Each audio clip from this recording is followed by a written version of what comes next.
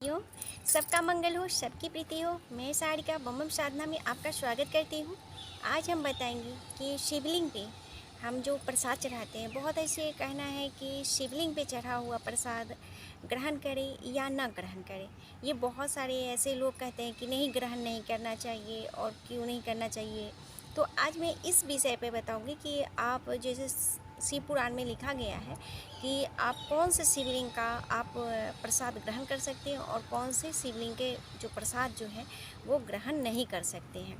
तो मैं आपको बता दूं कि ये शिवलिंग पे जो भी प्रसाद चढ़ते हैं वो बहुत ही अच्छे होते हैं। जैसे कि मैं आपको बता रही हूँ कि जो ऐसा नहीं है कि जो शिवलिंग पे प्रसाद चढ़ते हैं उसे हम ग्रहण नहीं कर सकते हैं।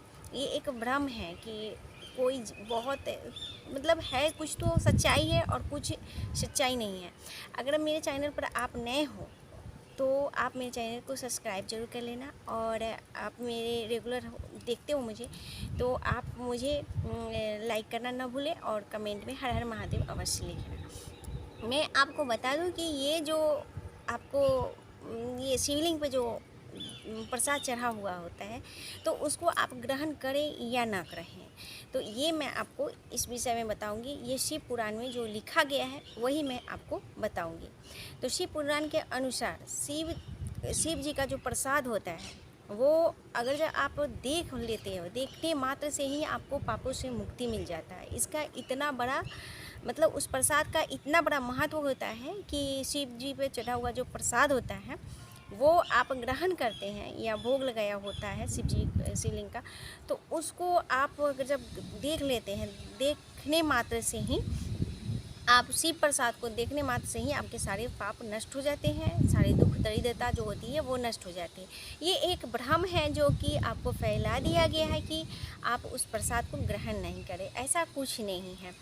और ये भी मैं बता रही हूँ कि जिस घर में शिव प्रसाद रखा जाता है, मतलब ला करके रखा रहता है अन्न में, जैसे कि अन्न में मिला देते हैं या कुछ भी, तो उस घर में उस अन्न जो होते हैं, उस घर के अन्न जो है वो प्रसाद रूपी में बदल जाते हैं। ये शिव पुराण में लिखा गया है।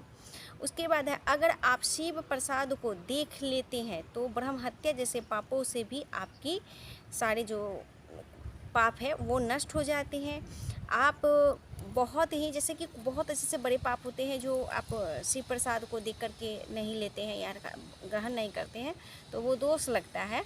और दूसरी बात है कि जो शिव प्रसाद को ले लेते हैं, हाथ में ग्रहण कर लेते हैं, प्रसाद रख लेते हैं और सोचते हैं कि थोड़ी देर के बाद मैं इसको ग्रहण करूँगी, उससे भी आपको पाप लगता है। तो ये भी ध्यान दें कि शिव प्रसाद जब आप लेते हो तो आप तुरंत ही ग्रहण करने का ये सोचें और ग्रहण करें। शिव प्रसाद को ले देख करके और लेने की इच्छा ना हो तो इससे भी आपको आपको दोष लगता है, आपके जैसे कि पाप घिरता है और आपकी नकारात्मक जो ऊर्जा है वो आपको, और आपको अंत में जैसे कि नर्क भोगना पड़ता है। ये आपको बताया गया है, ये शिव पुराण में बताया गया है। सो अगर जब और कौन से शिव, जैसे कि आपको बता दूं कि कौन से शिवलिंग का चढ़ा हुआ जो प्रसाद होता है वो आपको मैं बता रहा हूँ कि वो ग्रहण करना चाहिए और कौन से शिवलिंग पे चढ़ा हुआ प्रसाद आप ग्रहण ना करें।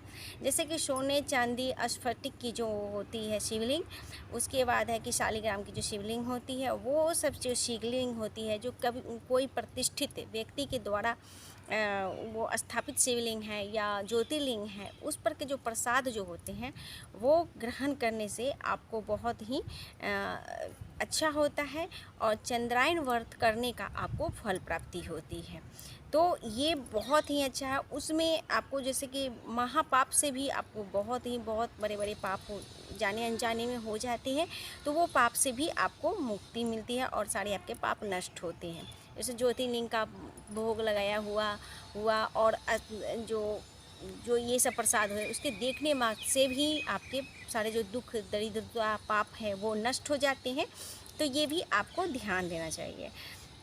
उसके बाद भगवान के श्रीमुख से जो जैसे कि कोई भी बताते हैं कि कौन से शिवलिंग के जो होते हैं कि आप ग्रहण नहीं कर सकते हैं। तो इसके अलावा जो इसके अलावा जो हुआ कि ज्योतिर्लिंग नहीं है, उसके बाद है कि कोई भी धातु का या कोई सोने चांदी स्फटिक की जो है या कोई भी धातु का जो शिवलिंग नहीं है या किसी प्रतिष्ठित व्यक्ति से स्थापित नहीं है शिवलिंग, तो उस पर का भी चढ़ा जो प्रसाद हो उसको ग्रहण नहीं किया जाता है, उसको ग्रहण नहीं किया जाता। वो भी शिवलिंग के ऊपर का जो स्थान होता है, जो चंड का स्थान कहा गया है, तो उस स्थान का जो प्रसाद होता है उसको ग्रहण नहीं किया जाता है। जो कि शिव जी के श्रीमुख से उत्पन्न हुआ था चंड, उस पे चढ़ा हुआ वो भी शिव जी का गण ही है। वो आपको उस पर जो शिवलिंग के ऊपरी भाग को चंड का स्थान माना गया, वहाँ का आपको जो प्रसाद है वो ग्रहण नहीं करना है। ये ध्यान आपको देना है कि वहाँ का जो प्रसाद होता है उसको ग्रहण नहीं किया। जो साधारण जो ऐसे ही मंदिर में या कहीं भी होते हैं जो कि ज्योतिर्लिंग नहीं है या उस तरह का शिवलिंग नहीं है जो मैंने बताया है वो, और उस तरह का शिवलिंग नहीं है, तो उस जो साधारण शिवलिंग है तो उस पर का जो ऊपरी जो भाग होते हैं, शिवलिंग के ऊपरी भाग होते हैं, वहाँ का प्रसाद चढ़ा हुआ ग्रहण नहीं करना चाहिए, क्योंकि वो चंड का स्थान है। चंड का स्थान का जो भोग लगा हुआ होता है वो नहीं ग्रहण करना चाहिए। जो गृहस्थ लोग हैं और उनको नहीं लेना चाहिए।